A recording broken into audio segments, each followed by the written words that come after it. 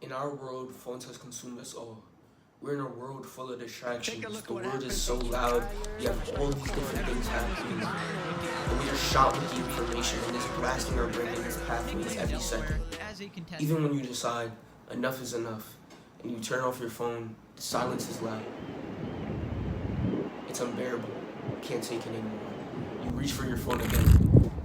Not because you necessarily need to use the phone. You reach for it because you just can't sit in silence.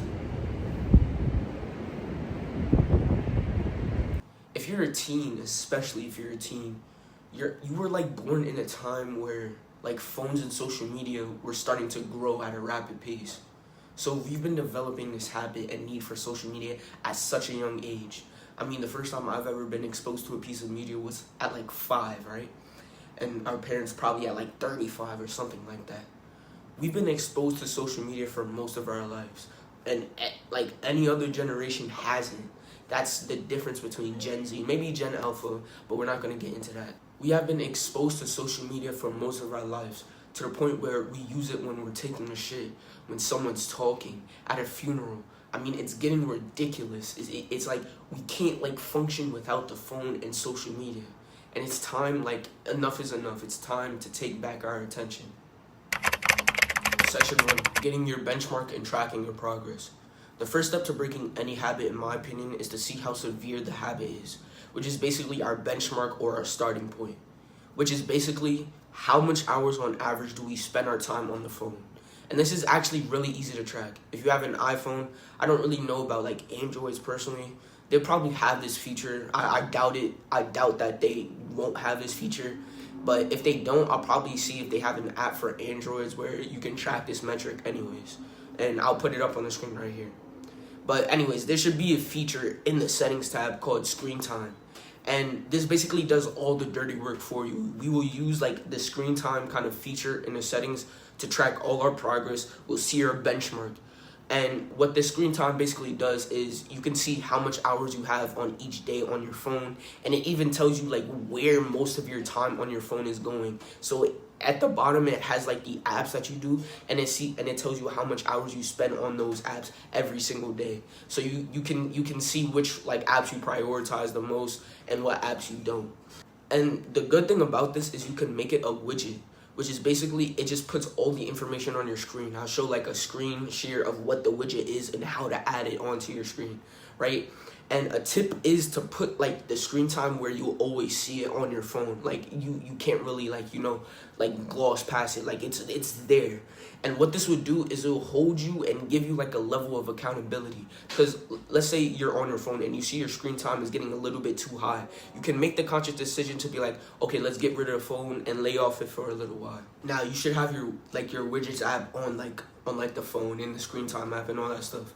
Now what we're gonna do is from Sunday to Saturday, and make sure you check on Saturday, not Sunday, because it resets on Sunday. So Sunday through Saturday, use your phone how you normally use it. Don't worry about your screen time or trying to bring it down just yet. Just use your phone how you normally use it.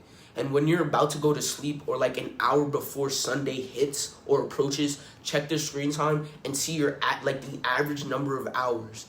And it already averages out for you, so you don't really have to, add or like divide. It already puts the average number of hours, and whatever the average number of hours is, that's your benchmark. And what this is gonna do is basically gonna be how we track our progress. What we're gonna do is we're gonna make little incremental goals each week, maybe around 30 minutes to an hour less of average screen time. So for example, let's say your benchmark like me was 12 hours. Next week, try to make the goal to reach for a weekly average of 11 hours or 11 hours and a half. And you're going to see if you're making progress through the screen time app. If you see every week your screen time average goes down by around 30 minutes to an hour like a week, you know that you're doing good. You know you're on the right like pace or path. Obviously, you can do less than this like rate, but I say like this rate is pretty good. Or you can even do more if you want to do more.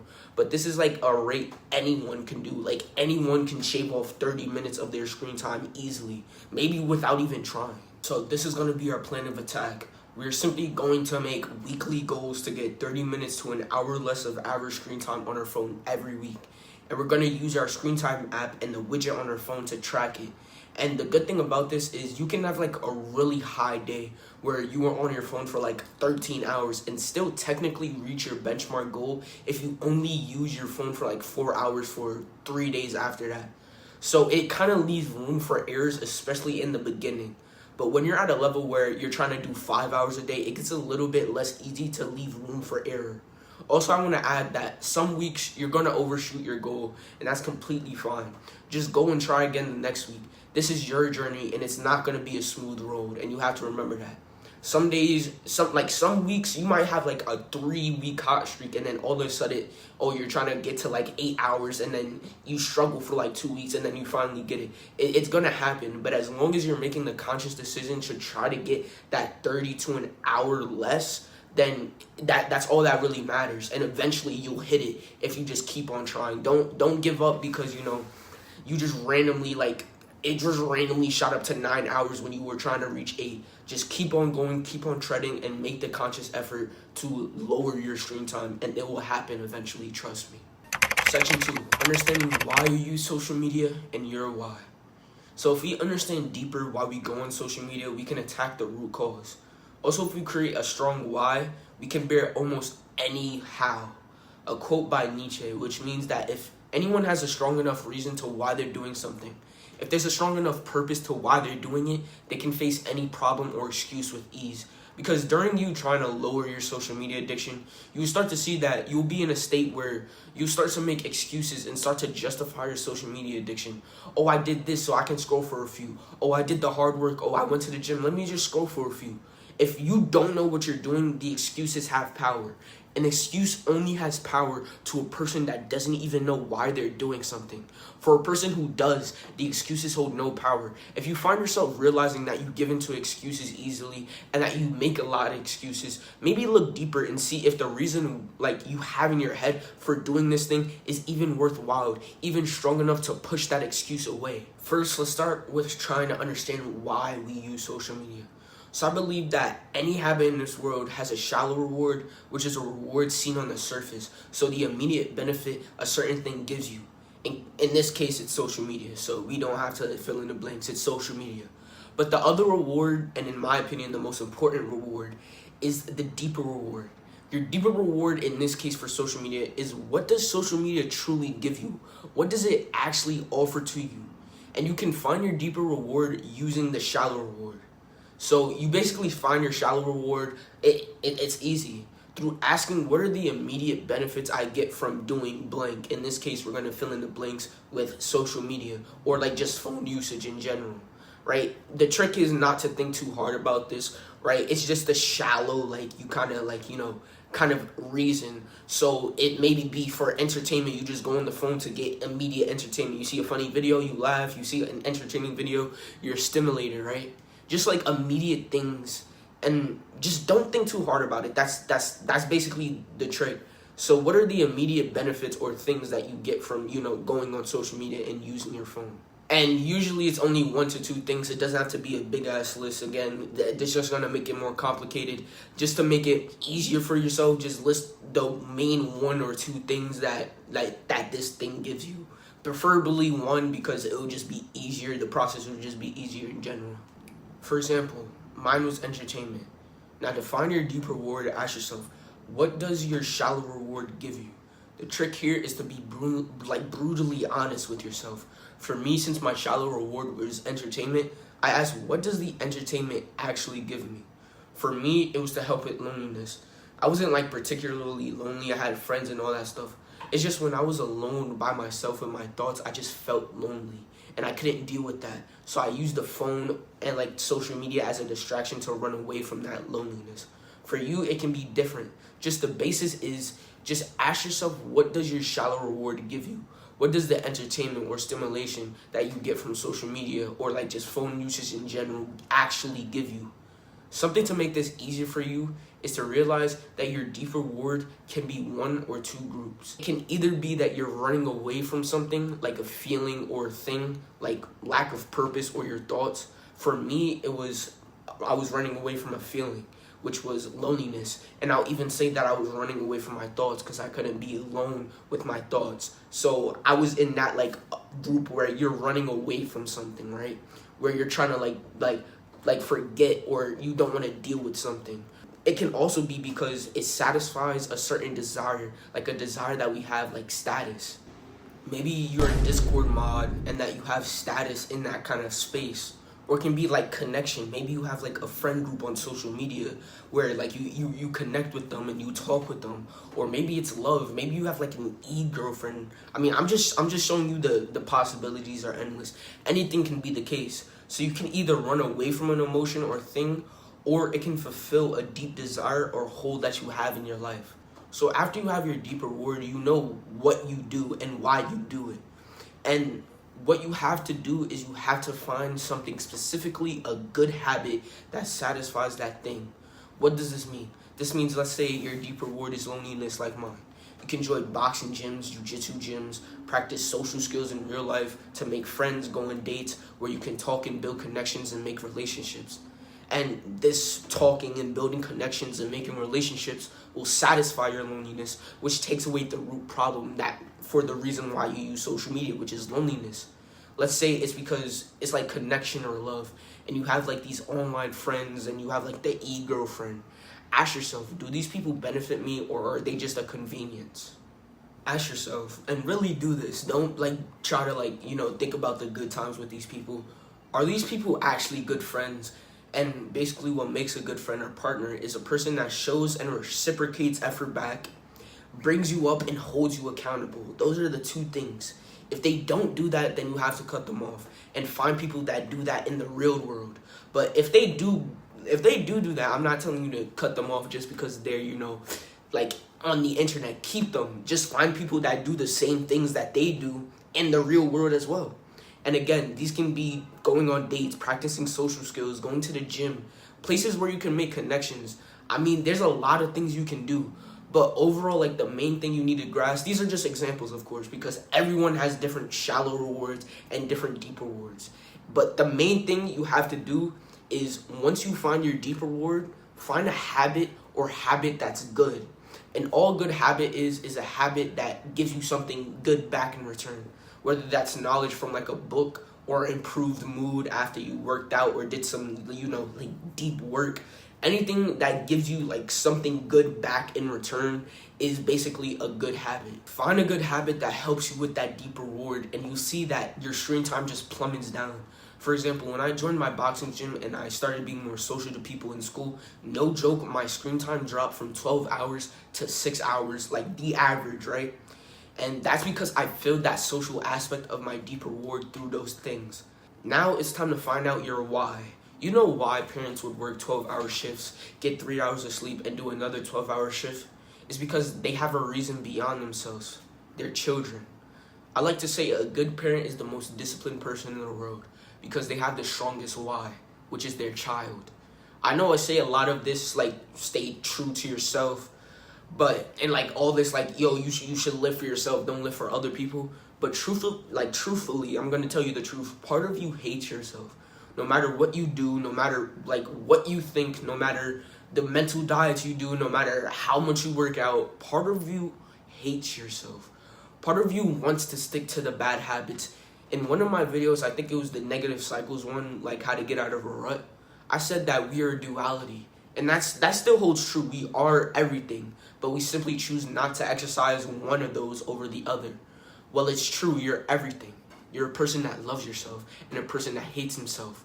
And that will never change. You will never get rid of that hatred. But there's a part that I missed that I kind of like took out, which is just because you exercise one over the other, just because that voice in your head, the part of you that hates you, that voice that hates you gets quieter and quieter, doesn't mean it's fully quiet. It doesn't mean that it's not there.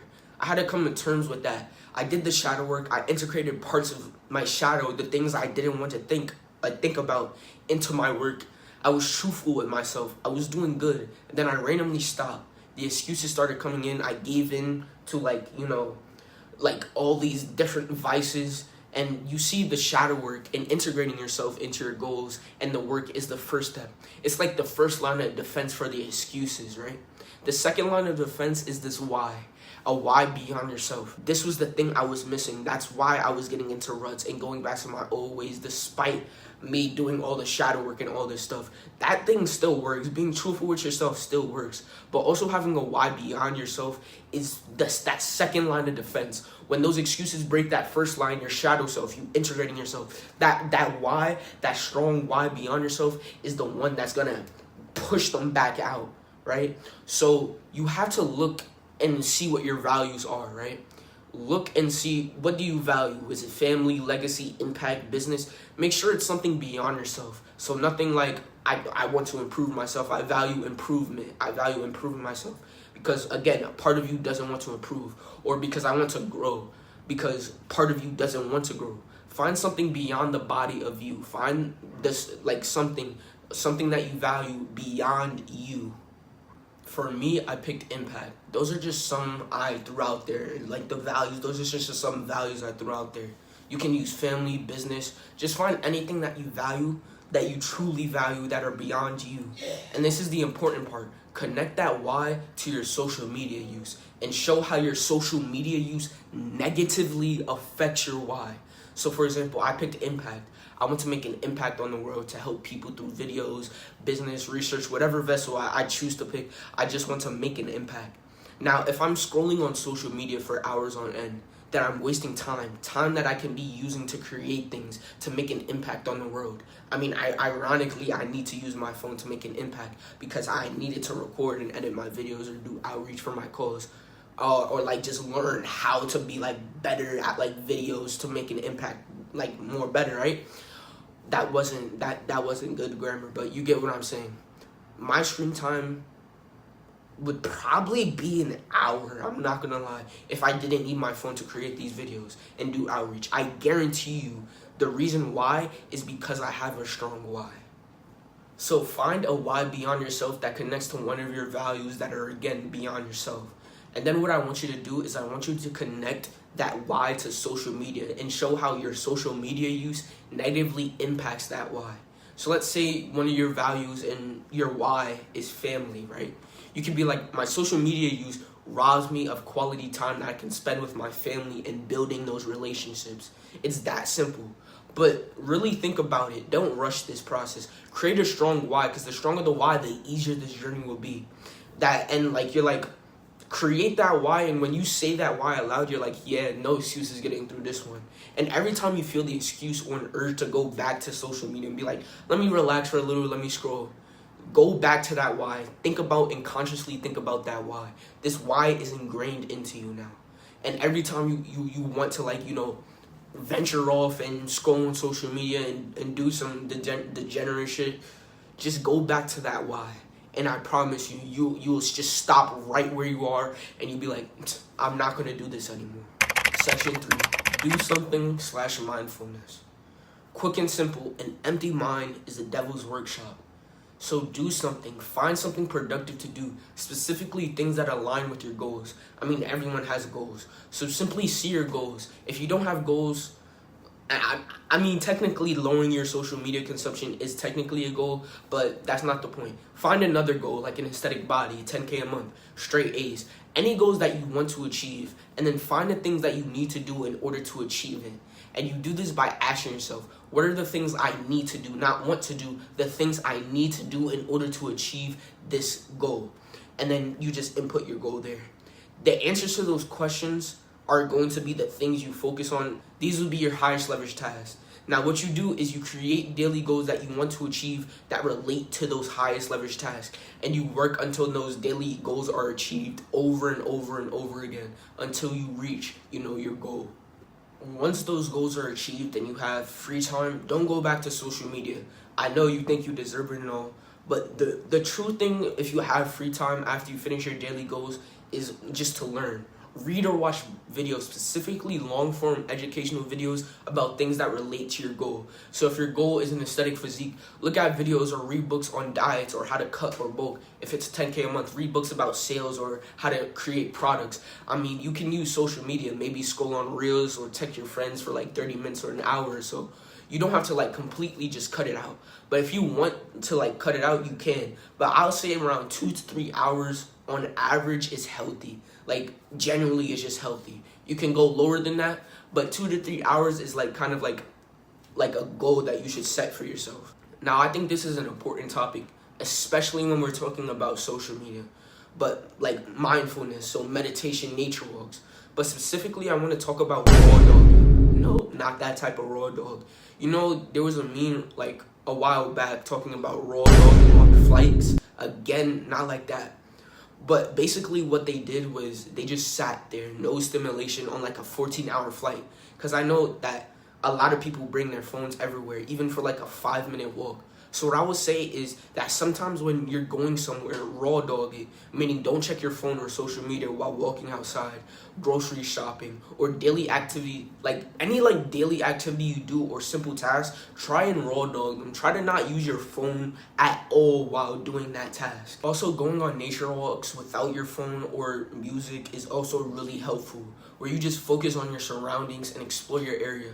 This helps you to stay present and focused. Meditation, a simple 10-minute meditation can do wonders if you are consistent for a year. Right now, I want to reach 30 minutes of meditation a day, split up into 3 10-minute sessions, one after my first work block, one after my second one, and before I go to sleep. Right now, I'm around at like 20 minutes a day, and it's just so good. Like after you open your eyes, you just feel so like focused and relaxed. It's just crazy. So try and raw dog and promise that you're not going to check your phone during like this grocery haul, or you're not going to check your phone while doing the dishes, or you're not going to bring your phone in the bathroom when you're shitting. Find like these small and simple kind of things that like you do day to day that you don't really think about, and promise yourself that you're not going to use your phone while doing them.